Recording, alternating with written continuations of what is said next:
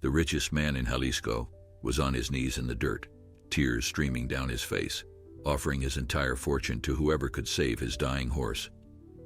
When a barefoot 12-year-old boy in torn clothes stepped out of the crowd, no one could have predicted what would happen next. Before we continue, don't forget to subscribe to the channel, like the video, and comment where in the world you're watching from. Let's go. The morning sun cast long shadows across the sprawling estate of Don Ricardo Mendoza, a man whose name was spoken with reverence and fear throughout the entire state of Jalisco. His ranch, known as La Esperanza, stretched across thousands of acres of prime Mexican countryside, a testament to decades of shrewd business dealings and an iron will that had crushed competitors and elevated him to legendary status among cattle barons. The hacienda itself was a masterpiece of colonial architecture, with whitewashed walls that gleamed in the sunlight and a private chapel whose bells could be heard for miles. Yet, despite all his wealth, despite the army of workers who tended to his every need, Don Ricardo found his greatest joy in the stables, where his prized horses lived like royalty. Among all these magnificent creatures, there was one that held a special place in the old man's heart. Trueno, a chestnut stallion with a coat that seemed to capture the very essence of fire when touched by sunlight, had been with Don Ricardo for 15 years. The horse had been a gift from his late wife Elena on their final anniversary together, just months before cancer stole her away from him forever. In many ways, Trueno was the last living connection Don Ricardo had to the woman who had softened his hard edges and taught him what it meant to love something more than money and power.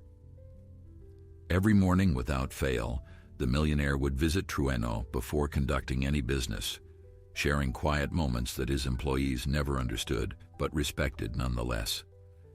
That particular Tuesday began like any other, with Don Ricardo walking toward the stables as the roosters announced the dawn. But something was different.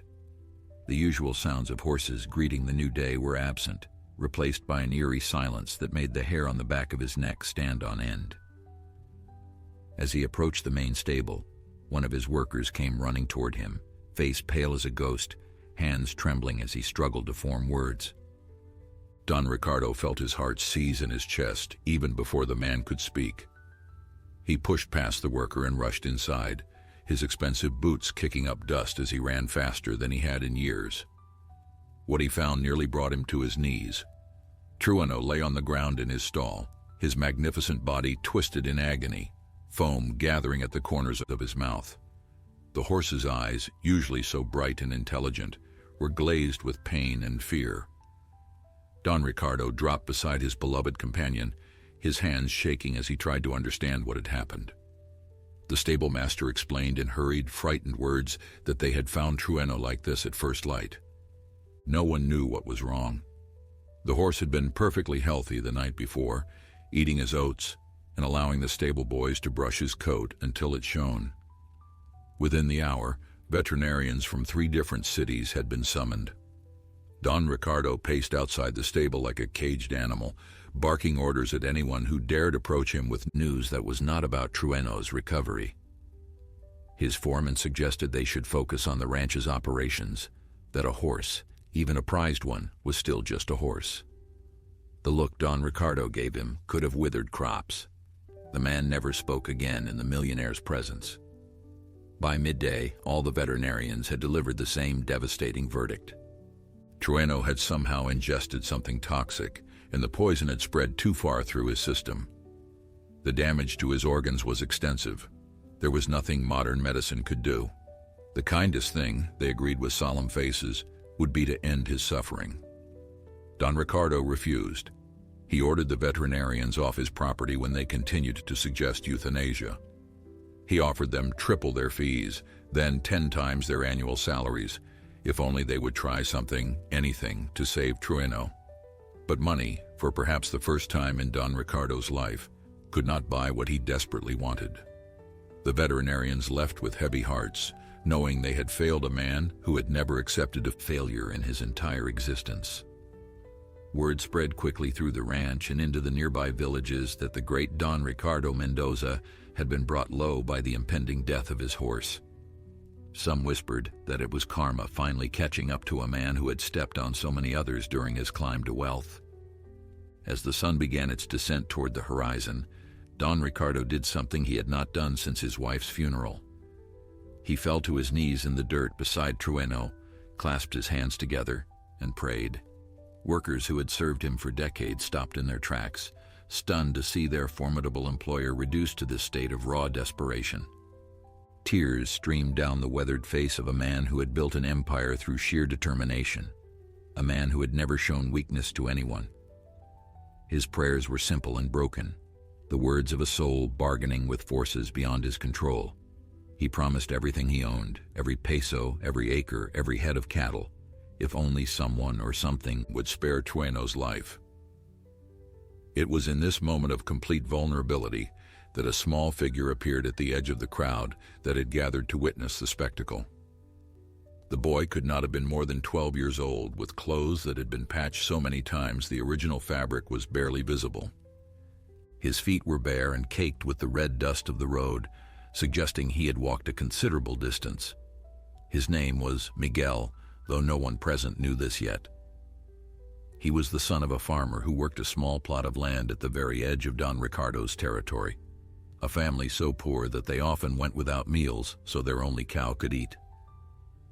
Miguel had heard about the dying horse from travelers on the road, and something deep within him, a calling he could not explain, had compelled him to make the journey to the great hacienda. The boy watched as the mighty Don Ricardo wept and prayed, and he felt no satisfaction in seeing a wealthy man suffer. Instead, he felt only compassion for the horse whose labored breathing he could hear even from this distance. Miguel had always possessed an unusual connection with animals, a gift his grandmother had recognized when he was barely old enough to walk.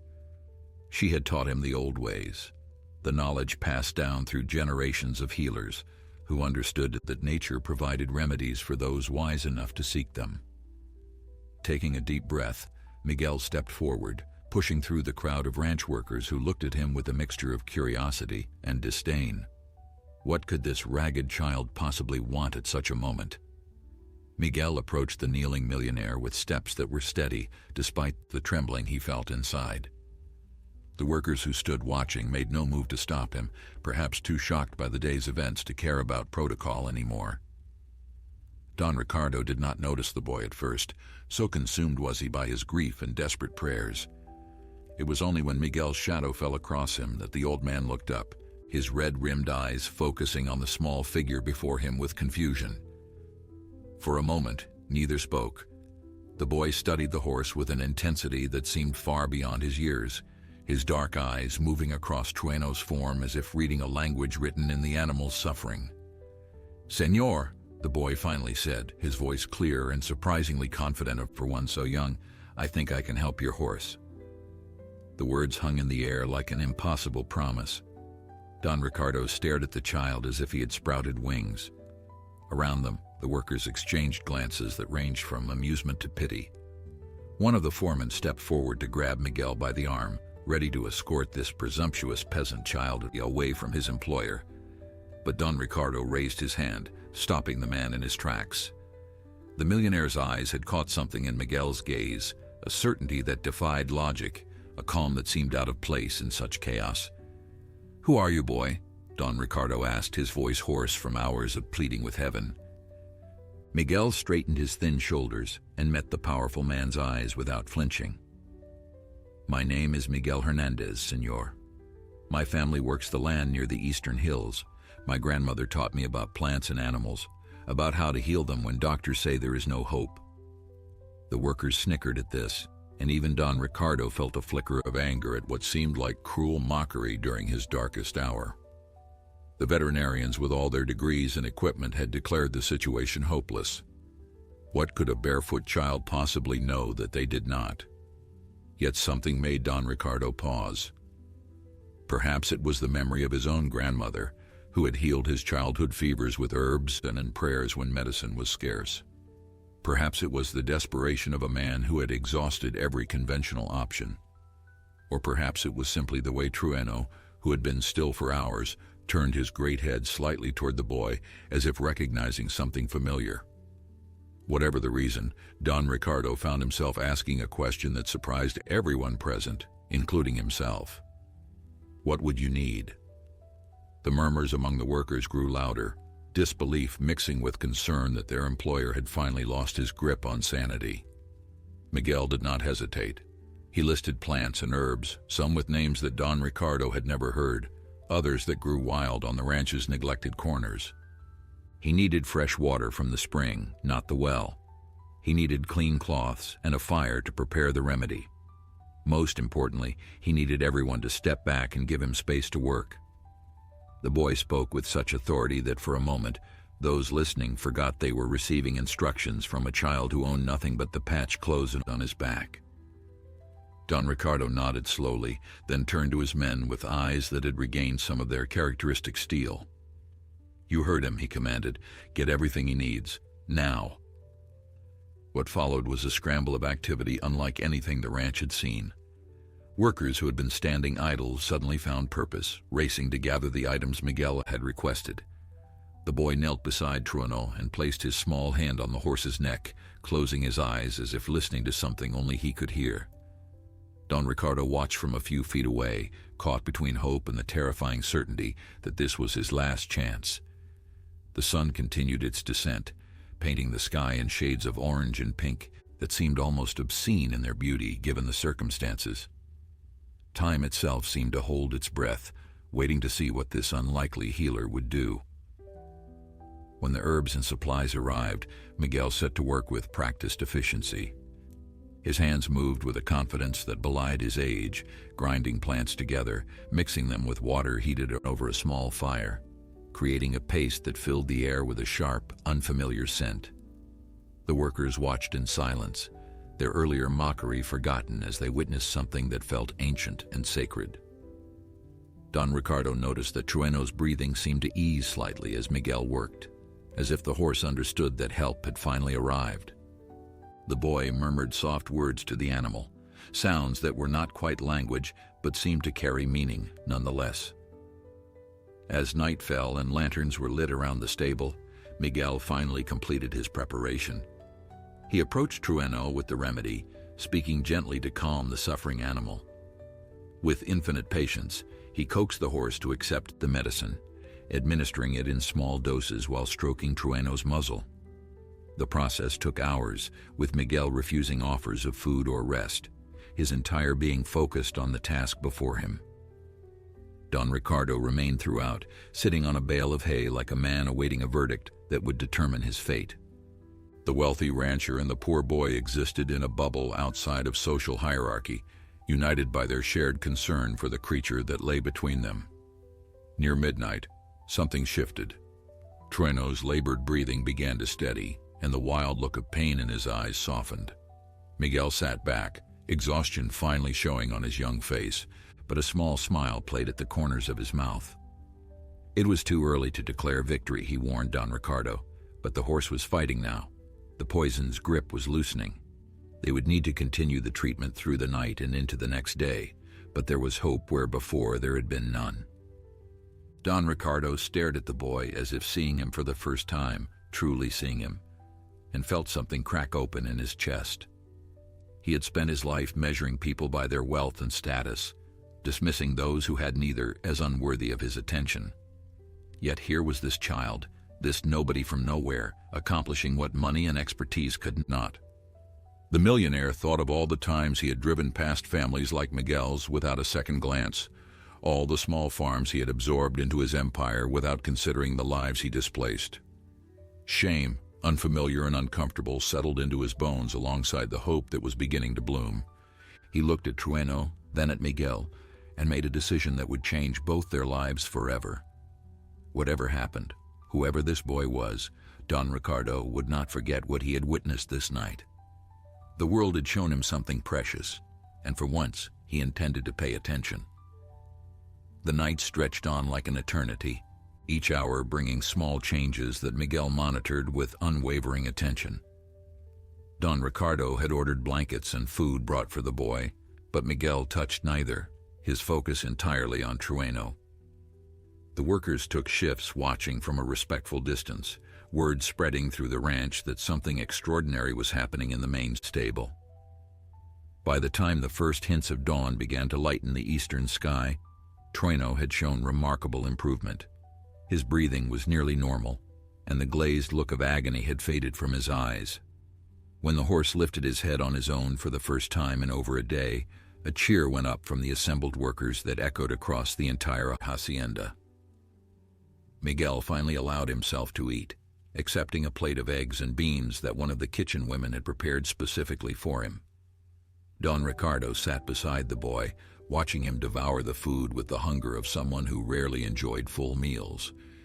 The millionaire found himself studying Miguel's face, noting the intelligence in his eyes, the determined set of his jaw, the calluses on his small hands that spoke of hard labor far too early in life.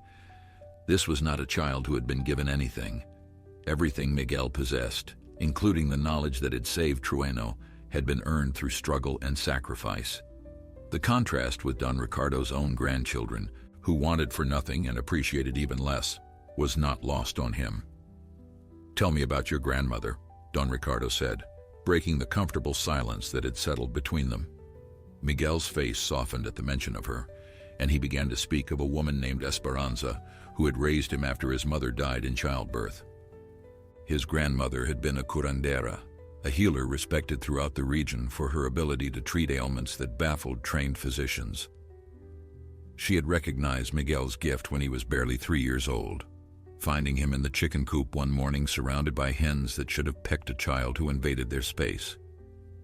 Instead, they had sat peacefully around him as if he were one of their own. From that day forward, she had taught him everything she knew.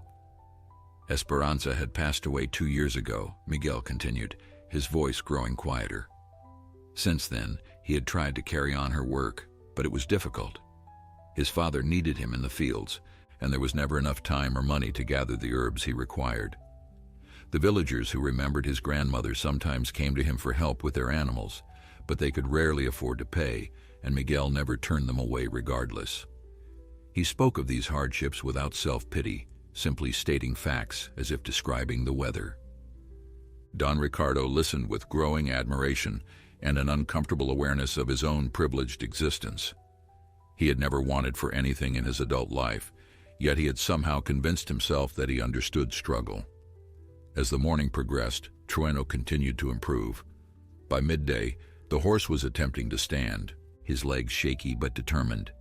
Miguel guided him gently, supporting his weight when necessary, speaking words of encouragement that seemed to reach something deep within the animal's spirit. The veterinarians who had declared the case hopeless returned at Don Ricardo's summons, their skepticism evident until they saw Trueno standing in his stall, eating small amounts of grain.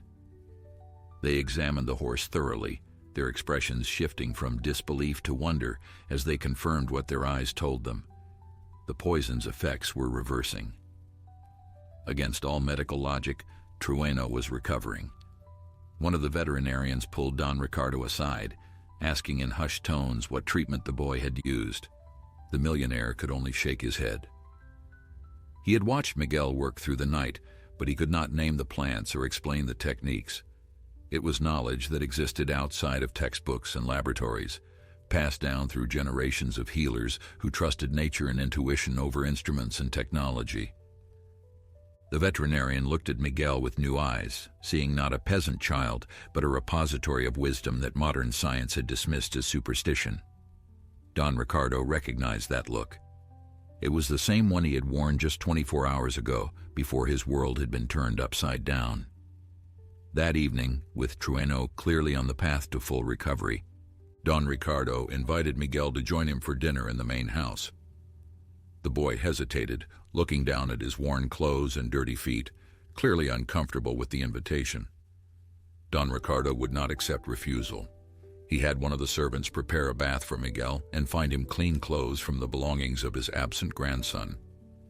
When Miguel emerged, scrubbed clean and dressed in garments that actually fit, Don Ricardo saw for the first time the handsome young man hiding beneath the poverty. There was dignity in Miguel's bearing that no amount of wealth could purchase, a quiet pride that came from knowing one's own worth, regardless of what the world might say. They dined alone in the grand dining room, a space that could seat 50, but felt intimate with just the two of them. Don Ricardo asked questions about Miguel's life, his hopes, his dreams. The boy spoke haltingly at first, unaccustomed to anyone of importance taking interest in his thoughts. He wanted to continue his grandmother's work, and he admitted, to become a healer who could help both animals and people. But such dreams required education and resources that his family simply did not have.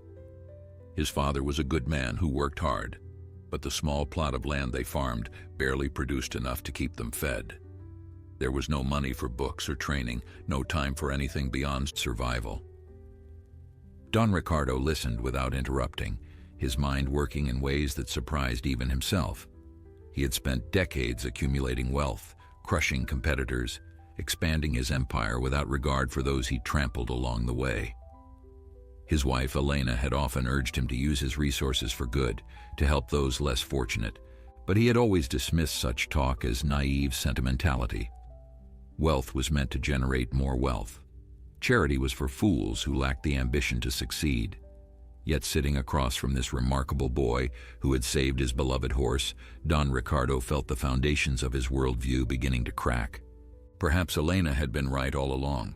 Perhaps there was more to life than the endless pursuit of power and money. When dinner concluded, Don Ricardo made an announcement that would be repeated in whispers throughout the region for years to come. He called for his household staff to gather in the dining room, their curious faces illuminated by the flickering candlelight. Standing beside Miguel, the millionaire declared that this boy had accomplished something no one else could. He had saved Trueno when all hope seemed lost. For this, Don Ricardo intended to reward him in a manner befitting such an extraordinary act. The staff exchanged uncertain glances, wondering what their unpredictable employer had in mind. They had seen him give generous bonuses and cruel dismissals in equal measure, and no one could predict which direction his mood might take. Don Ricardo placed his weathered hand on Miguel's shoulder and spoke words that made the boy's eyes widen with disbelief. He would pay for Miguel's complete education, from primary school through university if the boy desired. He would provide the family with a proper home on the ranch, with land enough to farm comfortably and never worry about hunger again. Miguel's father would be given a position as foreman of the eastern pastures, a job that paid well and commanded respect. Most importantly, Don Ricardo would personally ensure that Miguel had access to every resource needed to develop his healing gifts, including books, mentors, and eventually a proper clinic where he could practice his craft. Miguel stood frozen, unable to process what he was hearing.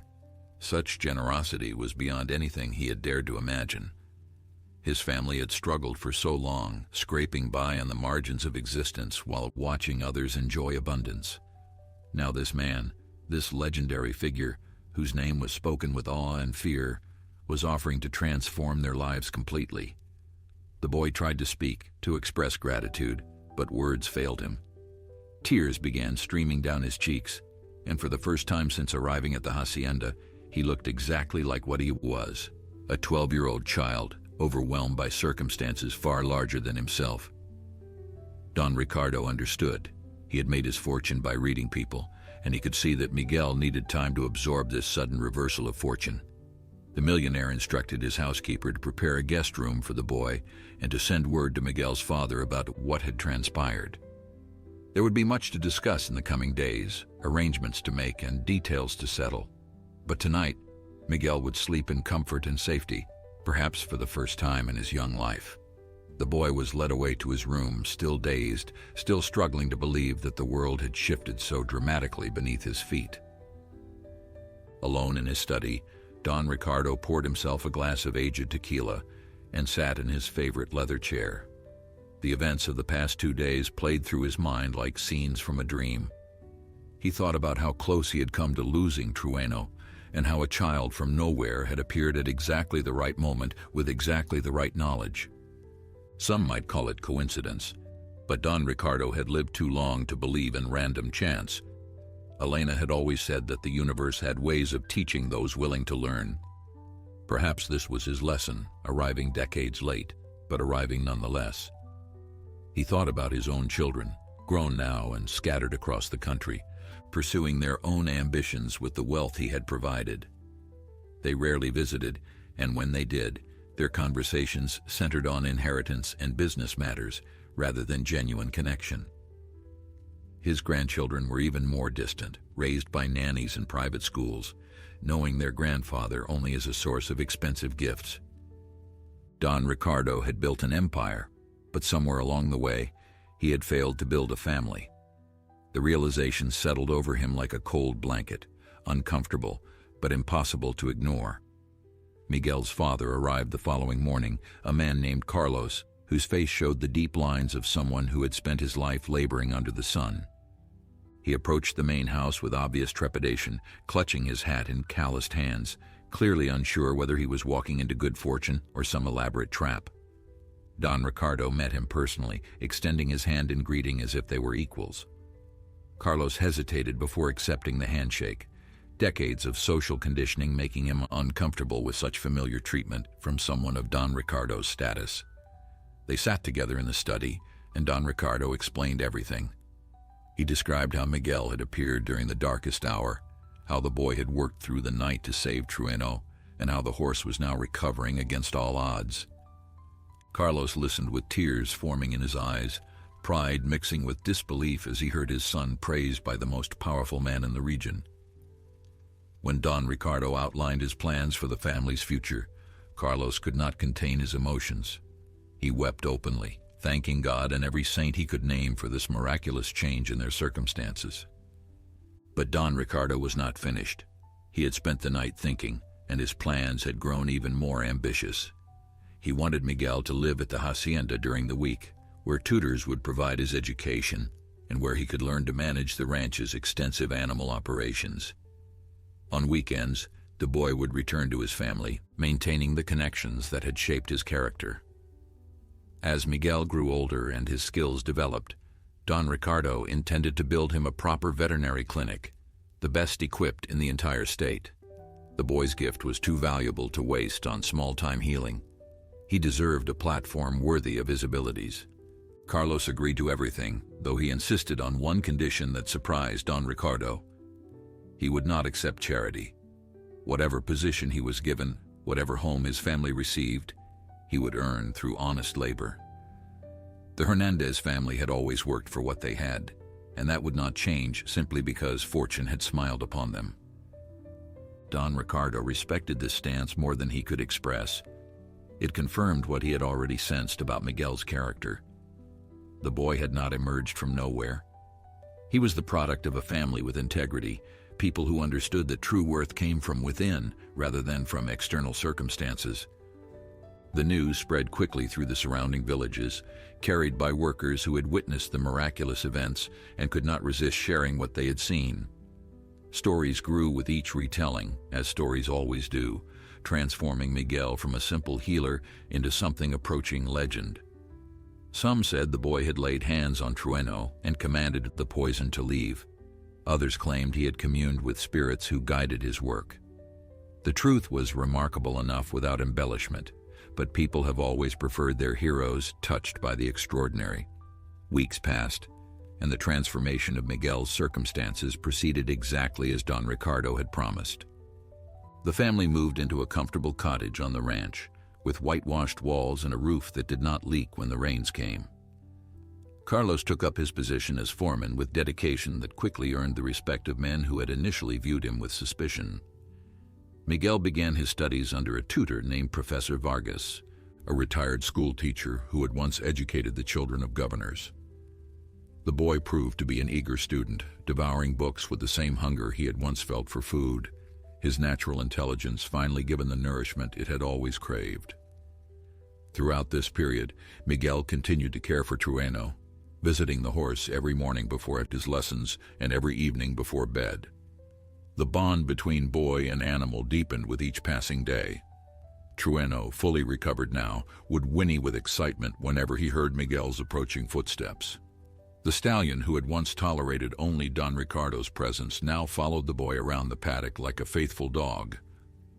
Workers marveled at the sight, whispering that Miguel possessed something special, a gift that went beyond mere knowledge of herbs and remedies. Don Ricardo watched this relationship blossom with emotions he struggled to name. He had loved Trueno for 15 years, yet even he had never achieved the level of connection that Miguel seemed to share with the horse. Rather than feeling jealous, the old man felt something closer to peace. Trueno had been Elena's final gift to him, and now it seemed the horse had led him to another gift, a boy who was slowly filling the emptiness that had haunted Don Ricardo since his wife's death. He began spending more time with Miguel, not as patron and beneficiary, but as something approaching grandfather and grandson. They would sit together on the veranda in the evenings, watching the sun set over the mountains while discussing everything from philosophy to animal husbandry. Don Ricardo discovered that Miguel possessed wisdom far beyond his years, insights gleaned not from books but from careful observation of the natural world. The boy asked questions that made the old millionaire think in new ways, challenging assumptions that had calcified over decades of unchallenged authority. In turn, Don Ricardo shared lessons from his long life in business, teaching Miguel how to navigate a world that did not always reward kindness and compassion. Not everyone welcomed these changes. Don Ricardo's children, upon hearing about their father's attachment to this peasant boy, reacted with alarm that barely concealed their true concern. They feared for their inheritance, worried that the old man had lost his senses and would squander their birthright on a stranger. His eldest son, Roberto, flew in from Mexico City to assess the situation personally. He arrived with lawyers and accountants, determined to establish whether his father had become mentally incapacitated. The confrontation that followed would test the bonds that had formed between Don Ricardo and his unlikely protege. Roberto swept into the hacienda like a storm, his expensive suit and polished shoes marking him as someone who had long since abandoned any connection to the land that had built his family's wealth. He demanded to meet this boy who had supposedly bewitched his father, his tone dripping with contempt that he made no effort to hide. Don Ricardo, having anticipated this visit, remained calm. He summoned Miguel from his studies and introduced him to Roberto with the same dignity he would show any honored guest. The contrast between the two could not have been more stark.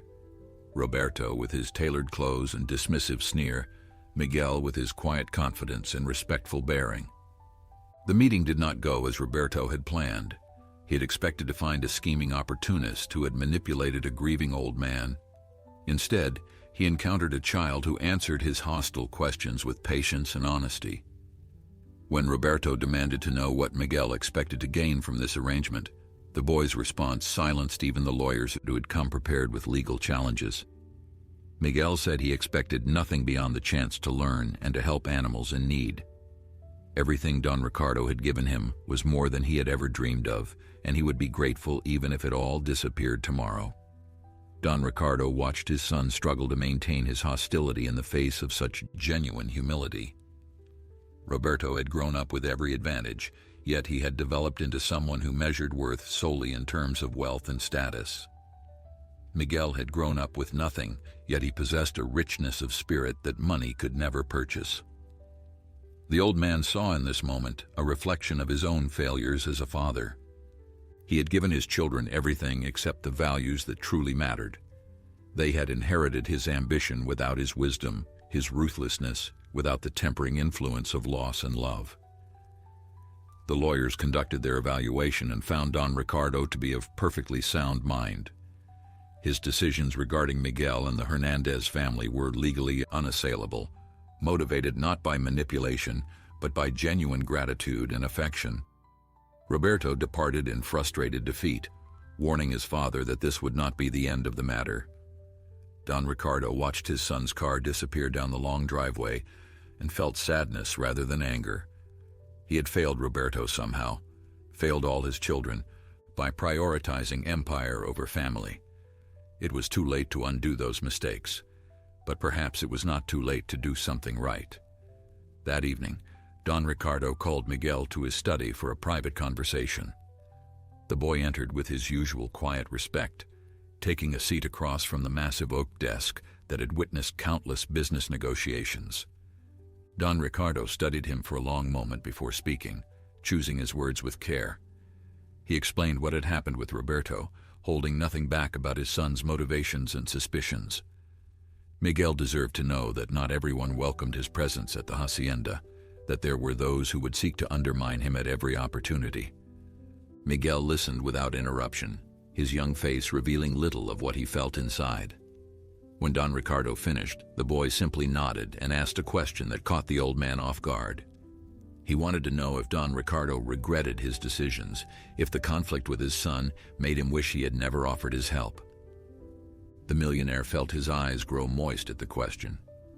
He reached across the desk and took Miguel's hand in his own, feeling the calluses that still remained despite weeks of comfortable living. No, he said firmly. He had many regrets in his life, but Miguel would never be one of them. The months that followed brought changes that rippled far beyond the boundaries of the hacienda. Miguel's reputation as a healer grew steadily, carried by word of mouth through villages and towns across the region. People began arriving at the ranch seeking his help, bringing sick animals that local veterinarians had given up on. Dogs with mysterious illnesses, horses with injuries that refused to heal, even livestock that represented a family's entire livelihood found their way to the boy who had saved Don Ricardo's prize stallion. Miguel turned no one away, treating each case with the same dedication regardless of whether the owner could afford to pay. Don Ricardo established a small clinic near the stables where Miguel could work, equipping it with supplies and medicines that complemented the boy's traditional remedies. Professor Vargas adjusted the tutoring schedule to accommodate Miguel's growing practice, recognizing that his student was learning as much from hands-on healing as from any textbook. The arrangement worked beautifully, with Miguel's formal education enhancing his natural abilities, while his practical experience gave context to his studies. He devoured books on veterinary science, animal anatomy, and pharmacology, integrating modern knowledge with the ancient wisdom his grandmother had passed down. Trueno remained Miguel's constant companion throughout this period of growth. The horse had made a complete recovery, his coat gleaming with health, his eyes bright with intelligence and affection. He seemed to understand his role in bringing Miguel into Don Ricardo's life, carrying himself with a dignity that suggested awareness of the events he had set in motion. Workers at the ranch often commented that Trueno watched over Miguel like a guardian, positioning himself between the boy and any perceived threat. The bond between them had become something that defied ordinary explanation, a connection that touched everyone who witnessed it. Don Ricardo's own health, however, had begun to decline. The stress of his confrontation with Roberto, combined with years of hard living that were finally catching up with him, took a visible toll. He moved more slowly now, his once commanding stride reduced to a careful shuffle. Headaches plagued him with increasing frequency, and there were days when he could not rise from bed at all. The doctors diagnosed a weak heart, damaged by decades of rich food, fine liquor, and the constant pressure of managing a vast business empire. They recommended rest and medication, warnings that Don Ricardo largely ignored. Miguel noticed the changes before anyone else. His healer's eye detected the subtle signs of deterioration that others dismissed as mere aging. He began preparing special teas for Don Ricardo, blends of herbs that supported heart function and reduced inflammation. The old man accepted these ministrations with gratitude, touched by the boy's concern even as he dismissed worries about his condition. Death held no fear for him anymore. Elena waited on the other side, and there were days when he longed to join her. Only his growing attachment to Miguel kept him anchored to the world of the living. The relationship between them had evolved into something neither had expected. Don Ricardo had become the grandfather Miguel never knew, while Miguel had become the heir that Don Ricardo's own children had failed to be. They spent hours together discussing the future of the ranch, with Don Ricardo sharing knowledge accumulated over a lifetime of managing land and livestock. He wanted Miguel to understand not just healing but the entire ecosystem of rural life, the economics of cattle ranching, the politics of water rights, the delicate balance between tradition and progress. Miguel absorbed these lessons with the same intensity he brought to everything. One afternoon, as they sat together watching Trueno graze in the paddock, Don Ricardo made a confession that had been weighing on his conscience. He spoke of his past, of the ruthless tactics he had employed to build his empire. Families had been displaced, competitors destroyed, Workers exploited in ways that still haunted his dreams. He had justified everything in the name of success, telling himself that the strong naturally prevailed over the weak. Elena had tried to soften him, and for a time she had succeeded, but after her death he had returned to his old ways with a vengeance. Miguel listened without judgment, understanding that the old man needed to unburden himself. When Don Ricardo finished, the boy offered no condemnation, only a simple observation that changed how the millionaire viewed his own legacy. Miguel noted that every person had the power to choose what they did next, regardless of what they had done before. The past could not be changed, but the future remained unwritten. Don Ricardo could spend his remaining days dwelling on regrets, or he could use what time he had left to balance the scales. The choice was his alone. These words sparked something in Don Ricardo that had long lain dormant. He began reviewing his business practices with fresh eyes, identifying opportunities to right old wrongs. Families who had been forced off their land received compensation and offers to return. Workers who had been underpaid saw their wages increase substantially. Charitable foundations were established to support education and healthcare in surrounding communities. The transformation was so dramatic that people began to wonder if Don Ricardo had experienced some kind of religious conversion. In truth, the conversion had been moral rather than religious, inspired by a boy who had shown him what goodness looked like in practice. Roberto and his siblings watched these developments with growing alarm.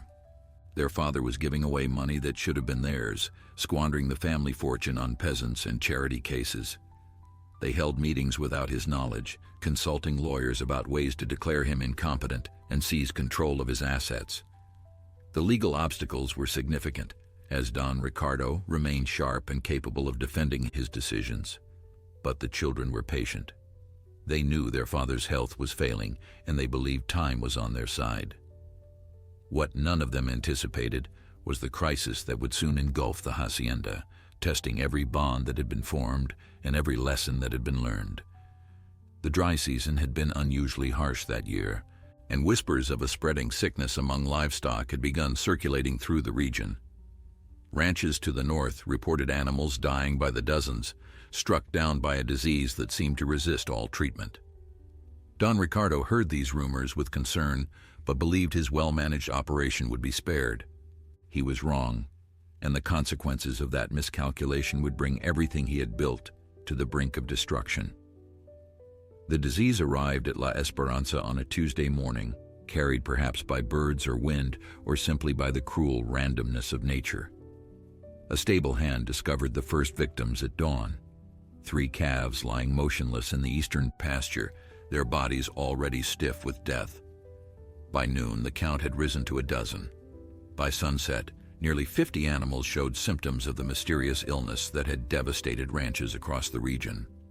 Panic spread through the workers faster than the disease itself, with men crossing themselves and murmuring prayers to saints who seemed powerless against this invisible enemy. Don Ricardo received the news in his study, where his weakening heart nearly gave out from the shock.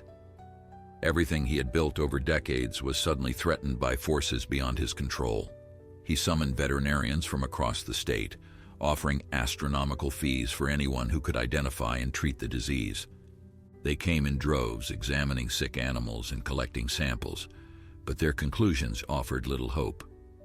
The illness appeared to be a variant of something seen before, mutated into a form that resisted conventional treatment. Quarantine was recommended, but the disease had already spread too far for containment to be effective. Miguel watched the chaos unfold with a growing sense of responsibility. He had healed individual animals, but nothing in his experience had prepared him for a crisis of this magnitude. His grandmother's teachings echoed in his mind, fragments of wisdom about plagues and pestilence that had seemed like folklore when she first shared them. Esperanza had spoken of times when sickness swept through villages, taking animals and sometimes people, and of the healers who had stood against these dark tides. She had taught him that nature always provided remedies for those with the knowledge and courage to find them. The boy retreated to the small clinic that had become his sanctuary, surrounding himself with books and dried herbs as he searched for answers. He studied the symptoms that the veterinarians had documented, comparing them to descriptions in ancient texts that Professor Vargas had helped him acquire. The illness attacked the respiratory system, causing fever and weakness before ultimately stopping the heart. Something about the pattern felt familiar, triggering memories of stories his grandmother had told about a plague that struck the region generations ago.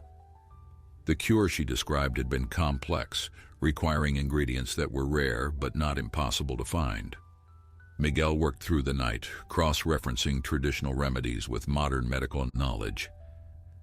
The veterinarians dismissed his efforts with barely concealed condescension, viewing him as a novelty rather than a serious contributor to their work. They had degrees in technology on their side, they reminded Don Ricardo, while the boy had nothing but superstition and luck. But Don Ricardo remembered another time when experts had declared the situation hopeless, and he refused to silence the one person who might offer a different perspective. By morning, Miguel had developed a theory about the disease and a potential treatment. He presented his findings to the assembled veterinarians with a confidence that belied his exhaustion. The illness, he explained, shared characteristics with historical plagues that had been treated using specific combinations of plants with antimicrobial and anti-inflammatory properties. Modern science had confirmed the effectiveness of many traditional remedies, and there was no reason to believe this case would be different.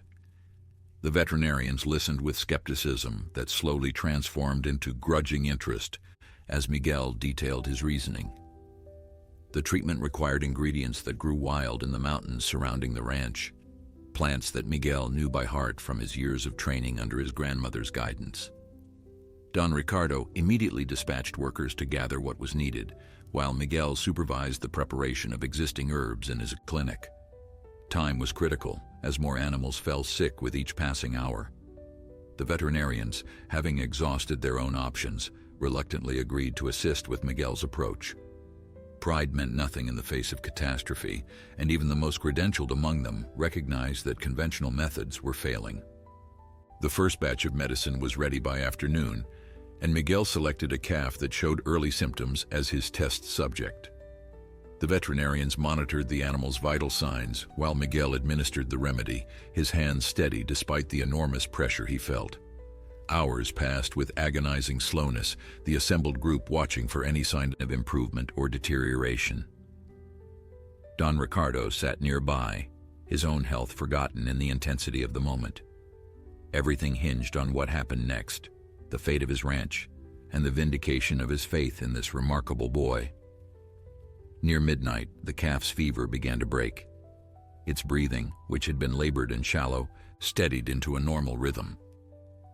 The veterinarians checked and rechecked their instruments, unwilling to believe what the data showed. By dawn, the animal was standing on its own, weak but clearly recovering. The news spread through the ranch like wildfire, workers cheering and embracing as hope replaced the despair that had gripped them for days. Miguel allowed himself a small smile before returning to work. One success meant nothing if they could not replicate it across the entire herd. What followed was a marathon of healing that tested everyone involved. Miguel trained workers to prepare the remedy under his supervision, scaling up production to meet the overwhelming demand.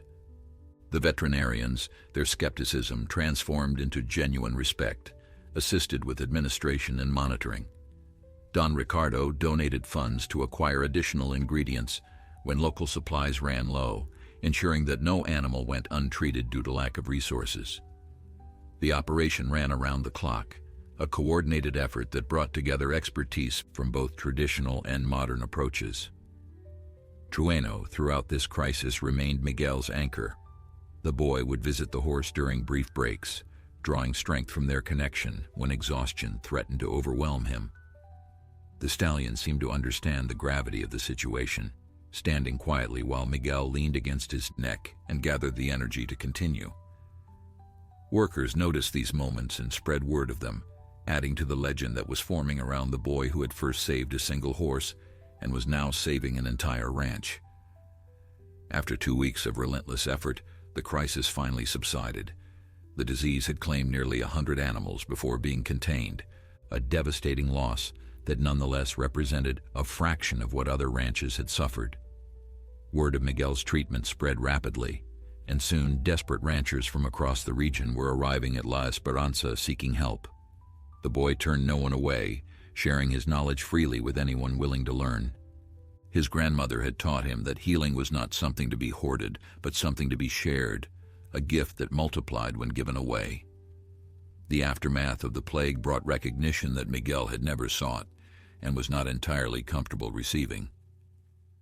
Newspapers from the capital sent reporters to interview the boy healer who had saved La Esperanza when modern medicine had failed. Photographs of Miguel with Trueno appeared in publications across Mexico, transforming him from a local curiosity into a national story.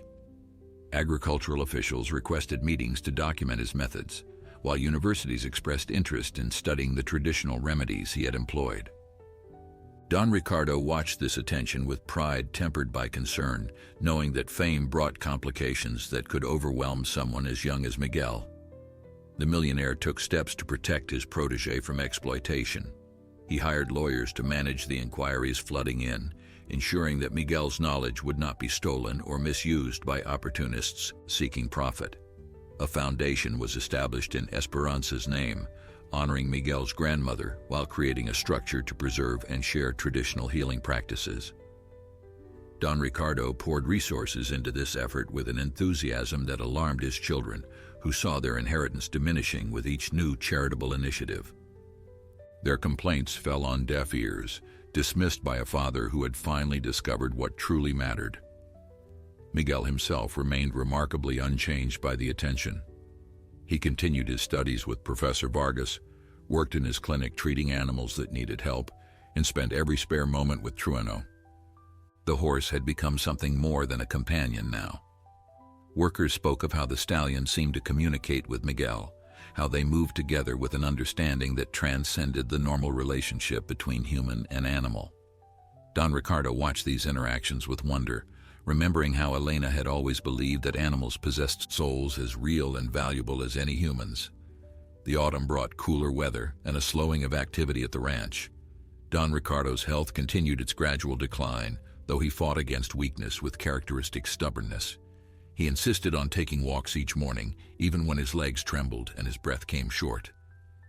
Miguel accompanied him on these excursions, matching his pace to the old man's shuffle, ready to offer support when needed. They would pause at the paddock to visit Trueno, the three of them forming a tableau that workers found deeply moving. The dying millionaire, the peasant boy who had become his heir in spirit, and the horse that had brought them together. During one of these walks, Don Ricardo shared news that he had been keeping secret for weeks. His lawyers had completed revisions to his will, changes that would shock his family and transform Miguel's future forever. The boy tried to protest, uncomfortable with receiving more than he had already been given, but Don Ricardo silenced him with a raised hand. This was not charity, the old man explained. It was justice. Miguel had saved Trueno, saved the ranch, and in doing so, had saved something far more precious, Don Ricardo's soul. The debts owed could never be fully repaid, but the will represented an attempt to try. The provisions were extraordinary. Miguel would receive full ownership of the clinic and surrounding land, along with an endowment sufficient to operate it indefinitely. The Hernandez family would hold permanent rights to their cottage and the fields Carlos worked. Most significantly, Miguel would become a partner in the ranch itself, holding shares equal to those of Don Ricardo's own children. The legal documents were ironclad, drafted by the finest attorneys money could buy, designed to withstand any challenge the legitimate heirs might mount. Don Ricardo knew his children would fight, but he had ensured they would lose. Roberto and his siblings learned of these changes through sources within their father's legal team. Their reaction was immediate and furious. They descended upon the hacienda like vultures, demanding explanations and threatening legal action. Don Ricardo received them in his study, frail but defiant, refusing to justify decisions that needed no justification. He told his children that they had been given every advantage in life and had squandered each one in pursuit of more. Miguel had been given nothing and had used his gifts to help others. The contrast spoke for itself, and no amount of argument would change his mind. The confrontation turned ugly when Roberto directed his anger at Miguel directly. He found the boy in the clinic, treating a farmer's injured goat, and unleashed a torrent of accusations and threats. Miguel listened calmly, his hands never pausing in their work, his face betraying no fear despite the violence implicit in Roberto's words. When the tirade finally exhausted itself, Miguel simply asked if Roberto was finished. The question, delivered without malice or mockery, seemed to deflate the older man completely. He stormed out without another word, leaving Miguel to complete his treatment in peace. That night, Don Ricardo suffered a heart attack that nearly killed him. Workers found him collapsed in his study, still breathing but barely conscious. Miguel rushed to his side, applying remedies that stabilized his condition until doctors could arrive. The medical professionals who examined Don Ricardo delivered a grim prognosis. His heart was failing, and there was nothing modern medicine could do to reverse the damage. They estimated weeks, perhaps days, depending on how his body responded to treatment. The news spread through the ranch like a cold wind, bringing with it the certainty that an era was ending. Miguel refused to accept the doctor's verdict. He had saved Trueno when veterinarians declared the case hopeless. He had turned back a plague that threatened to destroy the entire ranch. Surely there was something he could do for the man who had given him everything, some remedy hidden in his grandmother's teachings that could work one more miracle. He spent sleepless nights researching, preparing treatments, refusing to surrender to the inevitable. Don Ricardo, watching from his sickbed, was touched by the effort, even as he recognized its futility. Some battles could not be won, no matter how fiercely they were fought. The old man called Miguel to his bedside one evening when the doctors had stepped away. His voice was weak, but his eyes remained sharp, holding the intelligence and determination that had built an empire. He told Miguel to stop fighting what could not be changed. Death was not an enemy to be defeated, but a doorway to be walked through. Elena waited on the other side, and Don Ricardo was ready to join her. What he needed from Miguel was not more medicine, but a promise to continue the work they had begun together, to use his gifts for good, and to never forget the lessons they had taught each other. Miguel made the promise with tears streaming down his face, his voice breaking as he spoke words that felt wholly inadequate. Don Ricardo smiled and reached out to touch the boy's cheek with a trembling hand. He had lived a long life, he said, filled with triumphs and failures in equal measure. The triumphs had brought him wealth and power, but the failures had taught him wisdom.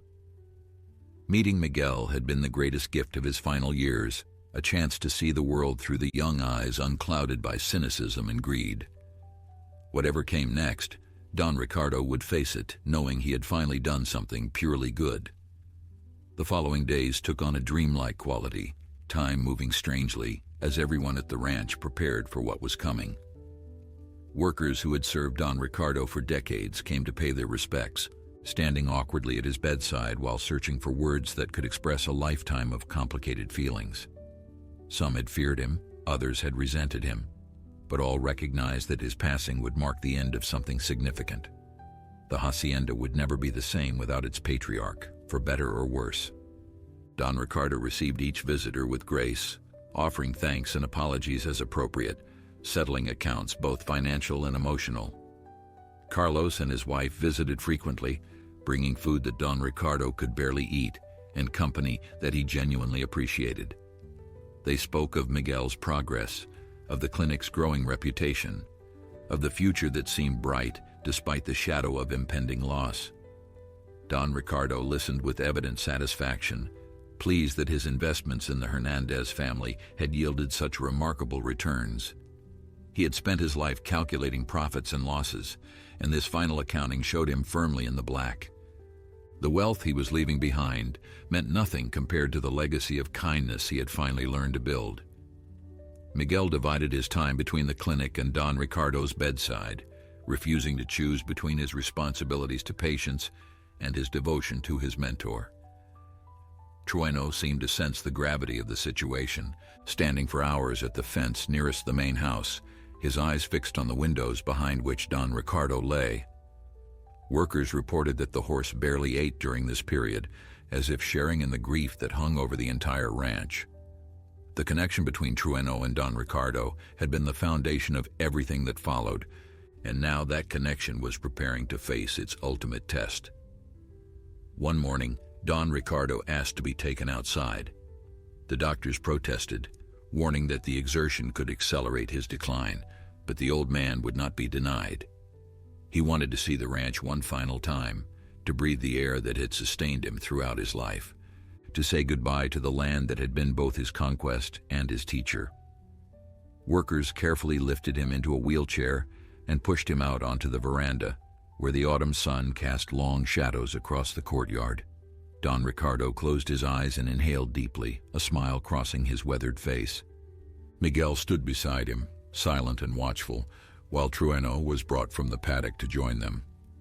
The horse approached the wheelchair with unusual gentleness, lowering his great head to nuzzle Don Ricardo's hand. The old man opened his eyes and looked at Trueno with an expression of pure love, remembering the day Elena had presented the young stallion as an anniversary gift. So much had happened since then, so much loss and discovery and unexpected joy. Trueno had been the constant throughout, a living link to the wife he had adored and the boy who had become his final blessing. Don Ricardo spoke then, his voice surprisingly strong despite his weakness. He addressed everyone present, workers and family alike, delivering words that would be remembered and repeated for generations. He spoke of his regrets, acknowledging the harm he had caused in pursuit of wealth and power. He spoke of his hopes, expressing confidence that the ranch would thrive under leadership that valued people over profit. Most importantly, he spoke of gratitude, thanking everyone who had contributed to his life in ways both large and small. His eyes lingered on Miguel as he concluded, communicating wordlessly the depth of feeling that simple language could not capture. That night, surrounded by those who loved him, Don Ricardo Mendoza passed peacefully from this world into the next. Miguel held his hand as the final breath escaped, feeling the moment when the soul departed and only the body remained. The grief that followed was overwhelming, a wave that crashed over the boy and threatened to pull him under. He had lost his mother before knowing her, lost his grandmother who had raised him, and now lost the man who had given him a future worth living. Each loss had shaped him, carved away pieces of innocence, and replaced them with strength he never knew he possessed. The funeral arrangements fell to Roberto and his siblings, who arrived with lawyers and accountants to begin dividing the estate. Their grief seemed performative, tears shed more for the cameras than from genuine sorrow. They treated Miguel with cold hostility, making clear that his presence was tolerated rather than welcomed. The boy bore their contempt without complaint, focused entirely on honoring Don Ricardo's memory rather than defending his own position. There would be time enough for battles after the burial. For now, mourning took precedence over everything else. The ceremony was scheduled for a Thursday morning, with Don Ricardo to be interred in the family mausoleum beside Elena. People came from across the region to pay their respects, a procession of mourners that stretched back from the hacienda's chapel into the surrounding fields. Politicians and peasants stood side by side, united in recognition of a man who had touched countless lives. The priest delivered a eulogy that emphasized redemption, speaking of how Don Ricardo had transformed himself in his final years from a feared businessman into a beloved benefactor. Those who knew the truth nodded silently, understanding that Miguel had been the catalyst for this transformation. Trueno had been confined to his stall for the ceremony, a decision made by Roberto to prevent any disruptions. The horse had been agitated since Don Ricardo's death, refusing food and pacing endlessly in his paddock. Workers worried about his health, recognizing signs of grief that mirrored their own.